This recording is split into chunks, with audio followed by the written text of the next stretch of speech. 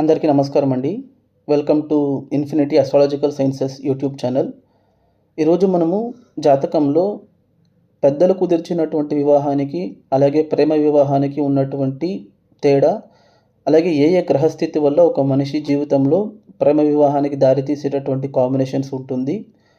అలాగే వైవాహిక జీవితంలో పాపగ్రహాలు అనేది ఎటువంటి పాజిటివ్ రిజల్ట్స్ ఇస్తుంది అనే ఒక విషయం గురించి ఒక ప్రాక్టికల్ ఎగ్జాంపుల్ ద్వారా మనం వివరించుకుందాము. సో ఫస్ట్ ఆఫ్ ఆల్ మనము జాతకాలు చూసుకునేటప్పుడు వివాహం గురించి మాట్లాడుకోవాల్సి వస్తే మనం ఫస్ట్ చూడాల్సినటువంటి పారామీటరు 7th హౌస్.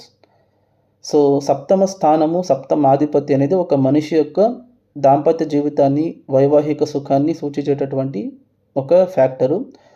సో ఇక్కడ జాతకంలో మనకు సప్తమ స్థానంలో ఉన్నటువంటి గ్రహస్థితి, సప్తమాధిపతి ఉన్నటువంటి కండిషను, సప్తమ స్థానం మీద ఉన్నటువంటి గ్రహ ప్రభావం అనేది ఒక మనిషి యొక్క దాంపత్య జీవితాన్ని నిర్ణయించేటటువంటి మోస్ట్ ఇంపార్టెంట్ ఫ్యాక్టర్స్. సో ఇక్కడ మనము లవ్ మ్యారేజ్ గురించి మాట్లాడుకోవాల్సి వస్తే ఇంపార్టెంట్లీ హౌస్ పర్స్పెక్టివ్లో తీసుకునేటప్పుడు సప్తమాధిపతి లేకపోతే సప్తమ స్థానం ఈ రెండు ఎంతకెంత త్రికోణాధిపతులతో ఇన్ఫ్లుయెన్స్ అవుతుందో, అంటే ఒకటి సప్తమ స్థానంలో లగ్నాధిపతి కానీ, పూర్వపుణ్యాధిపతి కానీ, భాగ్యాధిపతి కానీ ఉండడం, లేకపోతే సప్తమాధిపతి వెళ్ళి లగ్నంలోనో, పూర్వపుణ్యంలోనో, భాగ్యంలోనో ఉండడం, లేకపోతే సప్తమాధిపతి త్రికోణాధిపతులతో ఏ విధంగానైనా సంబంధపడడం, అంటే ఒకటి ఆయన వాళ్ళతో ఉండొచ్చు, ఒకరినొకరు చూసుకోవచ్చు, పరివర్తన చెందొచ్చు. ఇలాంటి కాంబినేషన్స్ అనేది మనకు లవ్ మ్యారేజ్కి దారితీసేటటువంటి కాంబినేషన్స్. ఇవి కాకుండా ఉండే కాంబినేషన్స్ అన్నీ నార్మల్గా ఇండియాలో అరేంజ్డ్ మ్యారేజెస్కి దారితీస్తుంది. సో ఇక్కడ ఇప్పుడు చాలామందికి డౌట్ రావచ్చు, సప్తమంలో త్రికోణాధిపతులు నా జాతకంలో ఉన్నారు, కానీ నాకు అరేంజ్డ్ మ్యారేజ్ జరిగింది, అది ఎలా జరిగింది అని అంటే, ఇక్కడ మోస్ట్ ఇంపార్టెంట్ పారామీటరు త్రికోణాలతో ఇన్వాల్వ్ అయినటువంటి సప్తమాధిపతి బలంగా ఉంటేనే వాళ్ళకు లవ్ మ్యారేజ్ అనేది పాసిబుల్. సపోజ్ అది బలహీనపడింది అనుకోండి, వాళ్ళు కూడా అరేంజ్డ్ మ్యారేజే చేసుకోవచ్చు, కానీ ఇనిషియల్గా వాళ్ళ లైఫ్లో ఏమైనా బ్రేకప్స్ అనేది ఉంటుంది, ప్రొవైడెడ్ దానికి సంబంధించినటువంటి దశ అనేది వాళ్ళ లైఫ్లో వచ్చి ఉండాలి. ఎప్పుడు పెళ్లి చేసుకునేటటువంటి పీరియడ్లో, అంటే ఒక పర్సన్కి నార్మల్గా తీసుకుంటే ఒక 15 ఇయర్స్ నుంచి 35 ఇయర్స్ అయ్యే వరకు ఆ పర్టికులర్ 7th లార్డ్ దశ జరిగి ఉండాలి. ఆయన బలహీన పడుంటే అప్పుడు లవ్లో ఇన్వాల్వ్ అయ్యి వాళ్ళు బ్రేకప్ అయి ఉంటుంది వాళ్ళకు. ఆయన కనుక బలపడి ఉంటే అది ఇన్ఫ్యాక్ట్ లవ్ మ్యారేజ్గా దారితీసి ఉంటుంది. ఓకేనా. సో ఇక్కడ ఏంటంటే జనరల్ ఐడియా 7thలో మనకు గ్రహ స్థితి తీసుకుంటే, మనం ఇప్పుడు పూర్వపుణ్యాధిపతి, భాగ్యాధిపతి, లగ్నాధిపతి కాకుండా న్యాచురల్గా ఒక పర్సన్కి లవ్ ఇన్స్టింక్ట్స్ ఇచ్చేటటువంటి గ్రహాలు ఏవైతే ఉన్నాయో అవి శుక్రుడు, చంద్రుడు, బుధుడు, అలాగే గురువు. సో న్యాచురల్గా మనం ఏం చేస్తాము అని అంటే, సప్తమంలో పాపగ్రహాలు ఉంటే దాంపత్య జీవితం బాగుండదని చెప్పి చాలామంది భయపడుతూ ఉంటారు. కానీ మన భారతీయ కుటుంబ వ్యవస్థకి తగ్గట్టుగా చెప్పాలనుకుంటే సప్తమంలో పాపగ్రహాలు ఉంటేనే వాళ్ళకి అరేంజ్డ్ మ్యారేజ్ అనేది ఎక్కువ పాసిబిలిటీ ఉంటుందండి. ఎందుకు అని అంటే ఇది జనరల్ ఐడియా. ఇప్పుడు మనం జాతకాలు చూసుకునేటప్పుడు సప్తమంలో శుక్రుడు కానీ, చంద్రుడు కానీ, బుధుడు కానీ ఉన్నారనుకోండి, జనరల్గా వాళ్ళు ఒక పర్సన్కి అట్రాక్ట్ అయ్యే ఛాన్సెస్ ఎక్కువ ఉంటుంది. ఒక పర్సన్ని రిలేషన్షిప్లో ఇన్వాల్వ్ అయ్యి వాళ్ళని అండర్స్టాండ్ చేసుకుని తర్వాత పెళ్లి చేసుకోవాలనే ఒక యాటిట్యూడ్ అనేది మీకు సప్తమంలో శుభగ్రహాలు అందిస్తుంది. ఇది ఒక కామన్ సెన్స్తో ఆలోచిస్తే, ఇప్పుడు ఫారిన్లో ఉన్నటువంటి అందరూ ఎవరైతే ఉన్నారో ప్రజలు, వాళ్ళెవ్వరూ మన ఇండియాలో లాగా పేరెంట్స్ చూసి ఫ్యామిలీస్ కలిసి మ్యారేజ్ డిసైడ్ చేయరు. అక్కడ ఎవరెవరి రిలేషన్షిప్స్ని వాళ్ళే చూసుకుంటారు. సో ఇప్పుడు వాళ్ళందరి జాతకాల్లోనూ మనకు లవ్ మ్యారేజే జరుగుతుంది కదా, వాళ్ళందరికీ లవ్ మ్యారేజే. సో అలాంటప్పుడు వాళ్ళ జాతకాల్లో అందరికీ సప్తమంలో పంచమాధిపతో, భాగ్యాధిపతో, లగ్నాధిపతో ఉంటారా? లేకపోతే వాళ్ళ సప్తమాధిపతి వెళ్ళి త్రికోణాల్లో ఉంటారా? లేకపోతే అందరికీ 7th హౌస్లో శుక్రుడో లేకపోతే గురువు, చంద్రుడో ఉంటారా? అలా కాదు కదా. సో ఇక్కడ general idea of A love marriage అంటే ఏంటి అని అంటే, మీ పార్ట్నర్ని మీరే సెలెక్ట్ చేసుకోవడం. This is the general idea. So ఇక్కడ ఏంటంటే, according to Indian family system, మన భారతీయ సంస్కృతి ప్రకారం అబ్బాయి అమ్మాయి వివాహం కంటే ముందు రిలేషన్షిప్లో ఉండకూడదు. అది ఇన్ జనరల్ అది పాపం కింద తీసుకుంటారు. ఓకేనా. So according to our culture ఇప్పుడున్న డే అండ్ ఏజ్లో చూసుకుంటే సప్తమంలో పాపగ్రహాలు ఉంటేనే వాళ్ళు రిలేషన్షిప్లో మ్యాక్సిమం ఇన్వాల్వ్ అవ్వరు.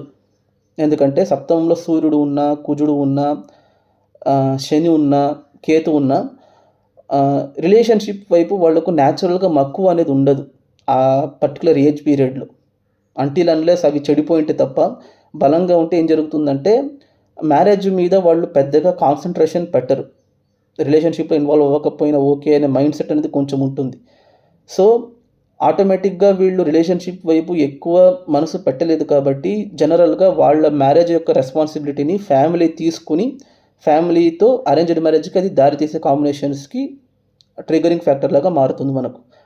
కానీ సప్తమంలో శుభగ్రహాలు ఉండేటప్పుడు ఏంటంటే పార్ట్నర్ సెలెక్షన్ అనేది తల్లిదండ్రులే చేసేంత వరకు వాళ్ళు ఉంటారా లేదనేది నెక్స్ట్ పాయింట్. కొన్నిసార్లు ఏమవుతుందంటే సప్తమంలో చంద్రుడు బలంగా ఉండి కరెక్ట్గా చంద్ర దశ మీకు ఆప్టిమమ్ మ్యారేజ్ ఏజ్లో వచ్చిందనుకోండి, ఆయన కూడా ఏదైనా త్రికోణాధిపతితో సంబంధపడి ఉన్నారనుకోండి, then that will automatically trigger a love relationship.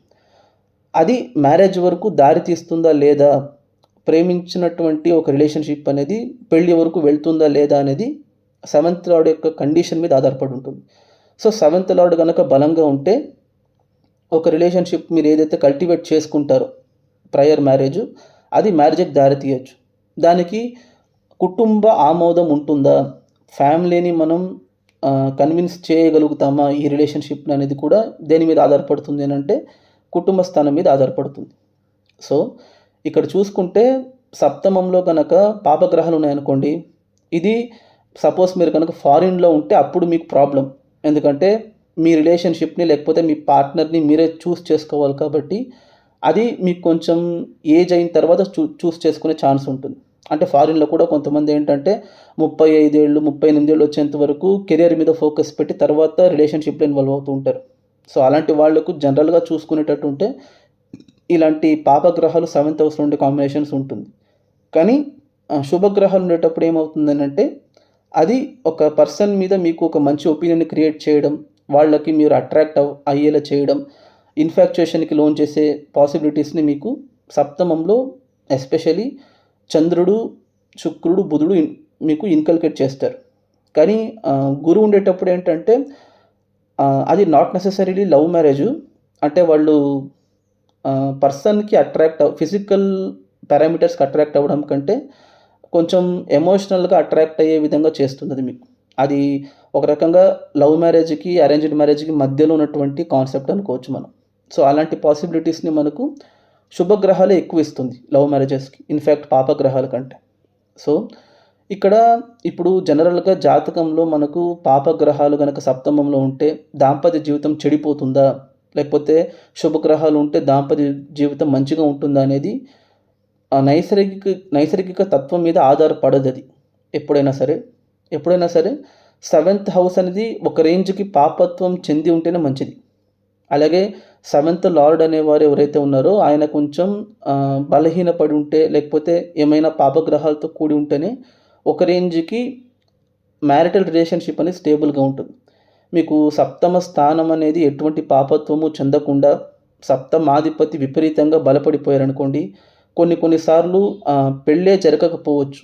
చాలా కొంతమంది జాతకాలు చూసుకుంటే సప్తమ స్థానంలో సప్తమాధిపతి ఉచ్చంలో ఉంటారు. ఫర్ ఎగ్జాంపుల్ మీన లగ్నం తీసుకోండి, సప్తమంలో సప్తమాధిపతి ఉచ్చంలో ఉంటారు, పెళ్ళే జరుగుండదు వాళ్ళకు. అలాగని లవ్లో కూడా ఇన్వాల్వ్ అయి ఉండరు, అసలు జీవితంలో రిలేషన్షిప్లోనే ఉండరు. ఇలాంటివన్నీ ఎందుకు జరుగుతుంది అంటే అందరూ చూసేది ఏంటంటే సప్తమం ఓన్లీ వివాహ స్థానంగానే చూస్తాం, కానీ సప్తమం అనేది జయస్థానం కూడా అవుతుంది. అంటే పేరు జయస్థానం అని చెప్తారు కానీ it is called house of defeat. So రిలేషన్షిప్లో మీరు ఉంటే ఓడిపోతారు. అంటే నాట్ నెసెసరీలీ అది మ్యారిటల్ రిలేషన్షిప్ అనేది కాదు, బిజినెస్ రిలేషన్షిప్ తీసుకున్నా, కమర్షియల్ రిలేషన్షిప్స్ తీసుకున్నా కూడా సప్తమాధిపతి కనుక బలపడితే అది మీకు పొలిటికల్గా కలిసి వస్తుంది. పాలిటిక్స్కి వెళ్ళే వాళ్ళకు, లేకపోతే గ్రూప్ ఇన్వాల్వ్డ్ యాక్టివిటీస్లో మీరు ఎదగాలి అని అంటే అప్పుడు మీకు సప్తమాధిపతి బలంగా ఉంటే ఓకే. కానీ మ్యారిటల్ లైఫ్కి వచ్చేటప్పుడు ఏంటంటే సప్తమాధిపతి ఏ విధంగానైనా మీకు పాపత్వం చెంది ఉంటేనే మంచిది ఒకటి. ఇంకొకటి, మీకు సప్తమ స్థానంలో ఉన్నటువంటి గ్రహాల యొక్క కండిషన్స్ అనేది మ్యారిటల్ రిలేషన్షిప్లో మనకున్నటువంటి అప్స్ అండ్ డౌన్స్ని సూచిస్తుంది. సో ఫర్ ఎగ్జాంపుల్ కుజుడు ఉన్నారనుకోండి 7th హౌస్లో, వాళ్ళు కోపదారి మనుషులు, వచ్చే పార్ట్నర్ చాలా అగ్రెసివ్గా ఉంటారు, లేకపోతే రిలేషన్షిప్లో అసలు లవ్ అండ్ అఫెక్షన్ ఉండదని చెప్పకూడదు. కుజుడు ఆ పర్టికులర్ లగ్నానికి శుభుడా పాపుడా అని చూసుకోవాలి. ఆయన 7th హౌస్లో ఉండే కండిషన్ ఏదైతే ఉందో, ఆయనకు అక్కడ సపోర్టివ్ కండిషన్స్ ఉన్నాయా లేకపోతే అపోజింగ్ కండిషన్స్ ఉన్నాయా అనే దాని మీద కుజుడు ఇచ్చే రిజల్ట్ అనేది ఆధారపడుతుంది. మోరోవర్ ఆ కుజదశ మీకు చెడు చేయాలంటే కూడా పర్టికులర్ పీరియడ్ రావాలి మీకు.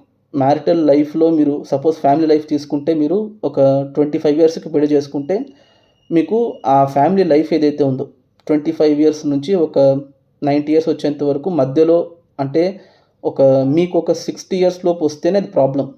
మీకు ఓల్డ్ ఏజ్లో కుజదశ వచ్చిందనుకోండి, ఫర్ ఎగ్జాంపుల్ పెళ్లి చేసుకుని మీకు అంతా వైవాహిక జీవితం మంచిగా అనుభవించి మీరు వృద్ధాప్యంలోకి వెళ్ళిన తర్వాత కుజదశ వచ్చిందనుకోండి, అప్పుడు మీకేం చేయదు అది. అలాగని చిన్నప్పుడు వచ్చేసింది అనుకోండి, బిఫోర్ మ్యారేజ్, అప్పుడు కూడా మీకు కుజుడు 7thలో చెడిపోయి ఉన్నా కూడా, ఆ దశ వచ్చినా కూడా అది మిమ్మల్ని ఎటువంటి హాని చేయదు. ఇది జనరల్ ఐడియా. సో అలాంటి ఒక ఎగ్జాంపుల్ నేను మీకు ఇప్పుడు ప్రాక్టికల్గా వివరిస్తాను. సో మీరు కనుక స్క్రీన్ని గమనించినట్టయితే మీకు ఒక జాతకం కనబడుతుంది చూడండి. సో ఇది ఒక ఆడవారి జాతకం అండి. ఈవిడ జన్మించింది వచ్చేసి తులా లగ్నంలో జన్మించారు. 2వ ఇంట్లో రాహు ఉన్నారు, 5వ ఇంట్లో కుజుడు ఉన్నారు, 6వ ఇంట్లో గురువు బుధుడు సూర్యుడు ఉన్నారు, 7వ ఇంట్లో చంద్రుడు ఉన్నారు, 8వ ఇంట్లో శుక్ర కేతువులు ఉన్నారు, 9వ ఇంట్లో శనీశ్వరుడు ఉన్నారు. సో ఇక్కడ మనం జనరల్గా మాట్లాడుకునేటటువంటి ఫ్యాక్టర్స్ ఏంటంటే, ఇందాక నేను చెప్పినట్టు ఈ లవ్ మ్యారేజెస్ అనేది జరగాలి అని అంటే జనరల్గా according to Indian family culture, ఓకేనా. ఇక్కడ లవ్ మ్యారేజెస్ అనేది it is against the culture కదా. ఇక్కడ ఏమున్నా మనం సాంప్రదాయబద్ధంగా మన కల్చర్ ప్రకారం చూసుకుంటే జీవిత భాగస్వామిని నిర్ణయించేటటువంటి ఒక విషయంలో పెద్దలు ఇన్వాల్వ్ అవ్వడమే కల్చర్ ఇక్కడ. బట్ కల్చర్ అనేది ఇప్పుడు లవ్ మ్యారేజ్ చేసుకుంటున్నారంటే దట్ ఈస్ అగెయిన్స్ట్ కల్చర్ అనుకోవాలి మీరు ఇండియాలో. సో అలా కల్చర్ని డామినేట్ చేయాలంటే మీకు 9th లార్డ్ అనేది అఫ్లిక్ట్ అయి ఉండాలి జాతకంలో. ఇది కూడా ఒక పారామీటర్. సో ఇక్కడ కనుక మీరు జాతకం చూసుకునేటట్టుంటే, ఇందాక నేను చెప్పినట్టు సప్తమాధిపతి లేకపోతే సప్తమ స్థానం ఏ విధంగానైనా మీకు త్రికోణాలతో సంబంధపడి ఉంటే that will lead to love marriage. ఇక్కడ చూసుకుంటే ఈ పర్టికులర్ తులా లగ్నానికి ద్వితీయ సప్తమాధిపతి అయినటువంటి కుజుడు 5వ స్థానంలో ఉన్నారు చూడండి. సో వెన్ ఎవర్ మీకు 7th లార్డ్ 5thలో ఉన్నారో that is a possibility of A love marriage. అది ఒక ఫస్ట్ పాసిబిలిటీ అంతే. But that will not alone decide అది లవ్ మ్యారేజే జరుగుతుందని కాదు. అట్ ద సేమ్ టైం దానికి సపోర్టింగ్ ఫ్యాక్టర్స్ ఉండాలి. ప్రేమకి కారకుడు లేకపోతే ఒక పర్సన్కి అట్రాక్ట్ అవ్వడానికి మీకు కారకుడు ఎవరు అనంటే శుక్రుడు. ఆయన బలంగా ఉండాలి మీకు జాతకంలో. ఇక్కడ చూసుకుంటే శుక్రుడు 8th హౌస్లో బలంగా ఉన్నారు, ఆయన సొంత ఇంట్లో ఆయనే ఉన్నారు. అట్ ద సేమ్ టైం సప్తమంలో శుభగ్రహాలు ఉంటే కూడా లవ్ మ్యారేజ్కి దారితీస్తుందని చెప్పాను. ఇక్కడ చూసుకుంటే సప్తమంలో మీకు చంద్రుడు ఉన్నారు. తులా లగ్నానికి ఆయన పాపగ్రహం అవుతారు. నేను చెప్పేది నైసర్గికంగా చంద్రుడు శుభగ్రహం, ఓకేనా. సో న్యాచురల్ బెనిఫిట్స్ ఎప్పుడైనా మీకు సప్తమంలో ఉంటే అది కూడా మీకు లవ్ మ్యారేజ్కి దారితీస్తుంది. సో ఇక్కడ మీరు చూసుకుంటే మీకు 3 కండిషన్స్ సాటిస్ఫై అవుతున్నాయి. ఒకటి 7th లార్డ్ 5th హౌస్లో ఉండడం, న్యాచురల్ బెనిఫిట్ ప్లానెట్ అయినటువంటి చంద్రుడు 7th హౌస్లో ఉండడం, లవ్కి కారకుడు అయినటువంటి శుక్రుడు బలంగా ఉండడం, ఈవెన్ బుధుడు గురువు కూడా మీకు బలంగా ఉండాలి. ఇక్కడ చూసుకుంటే బుధుడు నీచభంగ రాజయోగంలో ఉన్నారు, గురువు స్వక్షేత్రంలో ఉన్నారు. సో అన్ని కండిషన్స్ సాటిస్ఫై అవుతున్నాయి ఇక్కడ. సో ఈవిడ జీవితంలో జరిగినటువంటి ఇన్సిడెంట్ కనుక తీసుకుంటే, ఈవిడ జన్మించింది 1975లో జన్మించారండి. శుక్రదశలో జన్మించారు, 8 ఇయర్స్ బ్యాలెన్స్ ఉండేటప్పుడు. సో ఆవిడకు పెళ్లి జరిగింది ఎప్పుడు అంటే 2004లో జరిగింది. సో ఇక్కడ చూసుకుంటే ఆవిడకు శుక్రదశ 8 ఏళ్ళు అయిన తర్వాత సూర్యదశ వచ్చింది. సూర్యదశ తర్వాత చంద్రదశ వచ్చింది. చంద్రదశ 1999కి అయిపోతుంది ఆవిడకు. సో చంద్రదశ అయ్యేటప్పటికి ఆవిడకు ఏజ్ వచ్చేసి 24 ఇయర్స్. చంద్రదశ అయిపోయిన తర్వాత కుజదశ వస్తుంది ఆవిడకు. కుజ దశలో ఆవిడకు లవ్ మ్యారేజ్ జరుగుతుంది. ఎప్పుడనంటే 2004లో. 2004 అంటే అప్పుడు ఆవిడకు ఏజ్ వచ్చేసి 29 ఇయర్స్. ఇన్ఫ్యాక్ట్ ఇక్కడ చూసుకుంటే ఈవిడ వాళ్ళ ఇంట్లో ఒక అబ్బాయిని ఇష్టపడ్డానని అసలు ఆవిడ చెప్పనే లేదు. వాళ్ళ ఇంట్లో ఆవిడకు 26 ఏళ్ల నుంచే సంబంధాలు చూడడం స్టార్ట్ చేసేసారు. 25 ఏళ్ల నుంచే స్టార్ట్ చేసేసారు సంబంధాలు చూడడం ఆవిడ. కానీ ఈవిడ అదృష్టం ఏంటంటే ఎన్ని సంబంధాలు చూసినా కూడా సెట్ అవ్వట్లేదు. ఈవిడ నేను ఒకరిని ఇష్టపడ్డానని చెప్పను లేదు, సంబంధాలు సెట్ అవ్వట్లేదు. 29 ఇయర్స్ వచ్చేంత వరకు వాళ్ళ ఇంట్లో చూసి విసుగెత్తిపోయారు. ఎందుకు ఈవిడకి ఎటువంటి సంబంధం సెట్ కాలేదనంటే ఈవిడ జాతకం చూసేటప్పుడు అందరికీ అలాగే అనిపిస్తుంది. ఎందుకంటే కుటుంబ స్థానంలో రాహు నీచంలో ఉన్నారు, సంతాన స్థానంలో కుజుడు ఉన్నారు, 6వ ఇంట్లో 3 గ్రహాలు ఉన్నాయి, కేంద్రాధిపతి దోషంలో ఉన్నారు చంద్రుడు సప్తమంలో, మాంగళ్య స్థానంలో శుక్రకేతువుల కలయిక ఉంది. అలాగా ఈవిడ జాతకాలు ఎందరికి ఇచ్చినా కూడా అందరూ రిజెక్ట్ చేసేశారు. సో అప్పుడు ఈవిడకి ఏం జరిగిందనంటే 29 ఏళ్ళు వచ్చేంత వరకు ఈవిడ జాతకాన్ని ఎవరు అక్సెప్ట్ చేయకుండా అందరూ రిజెక్ట్ చేసేసరికి ఒక సర్టన్ పాయింట్ ఆఫ్ టైంలో ఈవిడ ఓపెన్ అప్ అయ్యారు. నేను ఒకరిని ఇష్టపడ్డాను, ఆయన్ని చేసుకుంటానని. సో లవ్ మ్యారేజ్ అనేది ఆవిడ ఓపెన్ అప్ అయిన తర్వాత ఫ్యామిలీ అక్సెప్ట్ చేశారు. ఎందుకు ఫ్యామిలీ అక్సెప్టెన్స్ దొరికింది ఇక్కడ అని కనుక చూసుకుంటే, ఇదే లగ్నానికి ఎవరైతే సప్తమాధిపతి అవుతారో ఆయనే కుటుంబాధిపతి కూడా అవుతారు. So 2nd lord 7th lord ఒక్కరే అవుతారు కాబట్టి కుజుడు, ఆయన మీకు పంచమంలో ఉన్నారు. సో లవ్ అనేది త్రూ ఫ్యామిలీ అక్సెప్టెన్స్తో మ్యారేజ్కి దారి తీస్తుంది అనుకోవాలి. ఇక్కడ మీకు both 2nd house, 5th house, 7th house 3 relate అవుతున్నాయి. అట్ ద సేమ్ టైం మీకు 10th లార్డ్ ఎవరైతే ఉన్నారో చంద్రుడు, ఆయన 7thలో ఉండి మీకు ఇష్టపడినటువంటి లేకపోతే ఎమోషనల్గా మీరు కనెక్ట్ అయినటువంటి, ఎందుకంటే చంద్రుడు మనఃకారకుడు అవుతారు కాబట్టి ఎమోషనల్గా ఒక వ్యక్తితో మీరు కనెక్ట్ అయినటువంటి ఒక పార్ట్నర్ని మీకు ఇచ్చేటట్టుగా చూసుకుంటుంది. సో ఆ జరిగినటువంటి ఇన్సిడెంట్ కూడా ఎప్పుడు కుజ దశలో జరుగుతుంది ఆవిడకు. నేను ఇందాక చెప్పాను, లవ్లో ఇన్వాల్వ్ అవ్వడం వేరు, అది మ్యారేజ్కి దారి తీయాలి అని అంటే 7th లార్డ్ బలంగా ఉండాలి. At the same time particular దశ పీరియడ్ అనేది మీకు పెళ్లి చేసుకునే టైంలో రావాలి. సో ఇవిడకు కుజ దశ 1999 నుంచి 2006 వరకు జరిగింది. సో 1999 అంటే అప్పుడు కరెక్ట్గా ఆవిడకు 24 ఇయర్స్. కరెక్ట్గా మ్యారేజ్ చేసుకునే టైం పీరియడ్లో ఆవిడకు 7th లార్డ్ దశ జరిగింది. 7th లార్డ్ 5th హౌస్లో ఉండి దశ జరుపుతూ ఉన్నారు. సో ఆవిడ ఎప్పుడైతే ఒక అబ్బాయిని ఇష్టపడి చేసుకున్నారో ఆ మ్యారేజ్ అనేది ఆవిడకు జరిగిపోయింది త్రూ ఫ్యామిలీ అక్సెప్టెన్స్. ఈవెన్ అబ్బాయి వాళ్ళ ఇంట్లోనూ ఒప్పుకున్నారు, ఈవిడ ఇంట్లోనూ ఒప్పుకున్నారు. Both the families came to agreement. Even అది ఇంటర్ క్యాస్ట్ కూడా కాదు, సేమ్ క్యాస్ట్. సో ఇక్కడ చూసుకుంటే ఎందుకు ఈవిడకు లవ్ మ్యారేజ్ కలిసి వచ్చిందని కనుక చూసుకుంటే, ఇప్పుడు ఆవిడకు పెళ్లి జరిగింది ఆవిడకు 2004లో జరిగింది. ఇప్పుడు 2024, వాళ్ళు పెళ్లి చేసుకుని దాదాపు 20 ఇయర్స్ అవుతుంది. ఇప్పటి వరకు వాళ్ళకు రిలేషన్షిప్లో ఎటువంటి ఇష్యూస్ రాలేదు. ఇదే గనక ఈవిడ అరేంజ్డ్ మ్యారేజ్ చేసుకుంటుంటే ఇలా జరుగుండేదని అంటే అది చెప్పలేం మనం. అది భర్త హారోస్కోప్ మీద కూడా ఆధారపడుతుంది. ఈవిడ హారోస్కోప్ పాయింట్ ఆఫ్ వ్యూలో ఏంటంటే, ఈవిడ ఒక ఇష్టపడి చేసుకున్నందుకు ఈవిడకు రిలేషన్షిప్ ఇంకా మంచిగా సెట్ అయింది అనుకోవాలి, ఒకటి.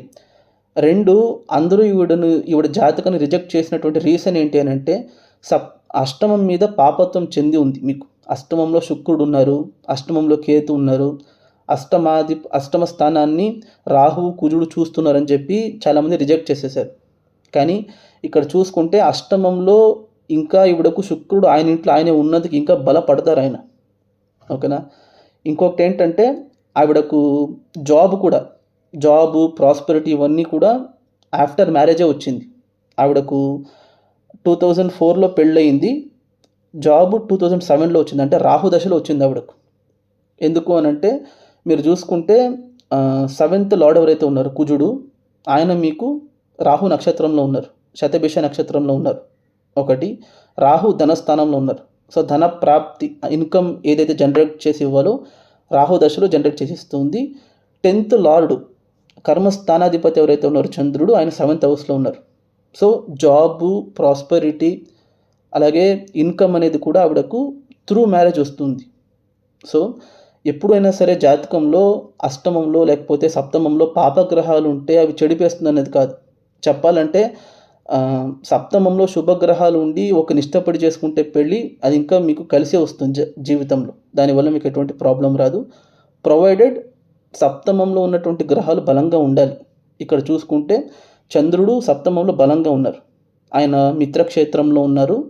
ఉన్న నక్షత్రం తీసుకుంటే భరణి నక్షత్రంలో ఉన్నారు. శుక్రుడు స్వక్షేత్రంలో ఉన్నారు. సప్తమాధిపతి కూడా బలంగానే ఉన్నారు. ఆయన ఏం బలహీనంగా లేదు. త్రికోణంలో ఉన్నారు. కానీ ఏంటంటే శత్రుక్షేత్రంలో ఉన్నారు ఆయన. అదొక్కటే ఇష్యూ. దానివల్ల ఏమైంది, పెళ్ళి లేట్ అయింది. చెప్పాలంటే లవ్ మ్యారేజ్ కూడా ఇవిడకి ఏంటంటే ఒక 25 అలా జరగాలి. కానీ లేట్ అవ్వడానికి రీజన్ ఏంటి అని అంటే కుజుడు శత్రుక్షేత్రంలో ఉండి శత్రు నక్షత్రంలో ఉన్నందువల్ల లేట్ అయింది. అంతేగాని ఆవిడకు లవ్ బ్రేకప్ అవ్వలేదు. అలాగని మనసు చంపుకుని ఇంకొకరిని పెళ్లి చేసుకోలేదు. రిలేషన్షిప్ ఇచ్చింది లేట్గా ఇచ్చినా కూడా ఇష్టపడినటువంటి వ్యక్తినే ఇచ్చింది అది. At the same time relationship కొనసాగింది ఆవిడకు. ఆ లవ్ మ్యారేజ్ చేసుకున్నా కూడా మధ్యలో ఏదో తగాదాలు వచ్చో విభేదాలు వచ్చో విడిపోలేదు. 20 years వరకు వాళ్ళు ఇప్పుడు కూడా కాపురం చేస్తూనే ఉన్నారు. సో ఇప్పుడు మాంగళ్యస్థానం చెడిపోతే కాపురం చేయలేరు. ఇక్కడ చూసుకుంటే శుక్రకేతువుల కలయిక మనకు 8th హౌస్లో ఉంది కాబట్టి అది ఆడవాళ్ళ జాతకంలో మాంగళ్యస్థానాన్ని చెడిపినట్టుగా మనం భావిస్తాం. అలా కాదు, శుక్రుడు ఆయన సొంత ఇంట్లో ఆయనే ఉన్నారు కాబట్టి ఇంకా లగ్నాధిపతి కూడా అవుతున్నారు ఆవిడకు శుక్రుడు. సో ఇంకా ఆయన మాంగళ్యస్థానాన్ని పెంపొందిస్తారు కానీ బలాన్ని పెంపొందిస్తారు కానీ మాంగళ్యస్థానాన్ని ఏం చెడిపోయారు. అక్కడ కేతు ఉన్నారు కదా, ఆయన ఏం చెడు చేయరు అని అంటే కేతు శుక్రుడింట్లో శుక్రుడితో పాటు ఉండేటప్పుడు కేతు ఏమైనా శుక్రుడిని డ్యామేజ్ చేసేటట్టు ఉంటే ఆ డ్యామేజ్ కేతువుకే వస్తుందండి.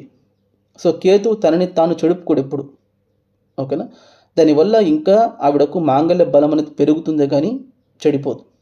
ఓకేనా. సో వీడియోలు ఎంత అయిపోతుంది కాబట్టి నేను ఇక్కడితో ఆపేస్తున్నాను. దయచేసి ఈ వీడియో కనుక మీకు నచ్చినట్టయితే ఈ వీడియోకి ఒక లైక్ చేయండి, షేర్ చేయండి. మీ యొక్క ఒపీనియన్స్ని దయచేసి కామెంట్ రూపంలో తెలియజేయండి. అలాగే దయచేసి ఛానల్ని మాత్రం సబ్స్క్రైబ్ చేసుకోవడం మర్చిపోకండి. Thank you.